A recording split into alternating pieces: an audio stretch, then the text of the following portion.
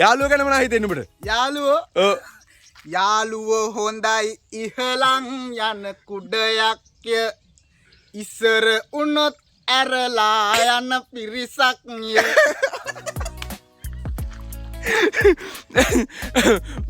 මචං මේවා එකට ඉන්නකන් හොඳයි. හරිද? අඩියක් හරි ඉස්සරහට ගියොත් ඇරියා දාමු පුතේ. හරිද? දැන් මචං මෙහෙමයි. හරිද? මම්බලා පොඩි සීන් එකක් කියන්නද? හරිද? උඹලගේ යාළුවෝ සෙට් එකක් හිටියනේ ඉස්සර යාළුවෝ සෙට් එකක් හිටියනේ. දැන් යාළුවෝනේ සෙට් එකක් නැහැ නේ. එකයි දෙන්නයි නේ ඉන්නේ මචං. එකයි දෙන්නයි නේ. දැන් මායි මූවි වාගේ මචං. හරිද? ඒ එකෙක් දෙන්නෙක් ඉතුරු වෙන්න අර සෙට් එකම නැති වෙන්න හේතුව කියන්නේ. අර එකටම ඉඳලා මචං බීඩියේ ගාගෙන අවසර අඩිය පුඩියේ ගාගෙන මල්ල ගෙවල්ලයි බන්න ගෙවල්ලයි දාන ගෙවල්ලයි යන්න හැමතැනම ගිහිල්ලා මචං හිටියානේ. දැන් නැහනේ. මචං උන් ඇරලා නේද ගියේ? යනකොට ඇරලා නේද ගියේ? ඊට පස්සේ අරපු ගමන් අරින්න එකත් ඇරිය හොඳ මේකේ. බොක්ක දීගෙන ඉඳලා ඇරලා යනවා මචං. ඊට පස්සේ අත් ඇරලා දානවා. හැබැයි මේ අර එක යාළුවෙක් දෙන්නෙක් ඉතුරු වෙන්න හේතුව දන්නවද උඹලා?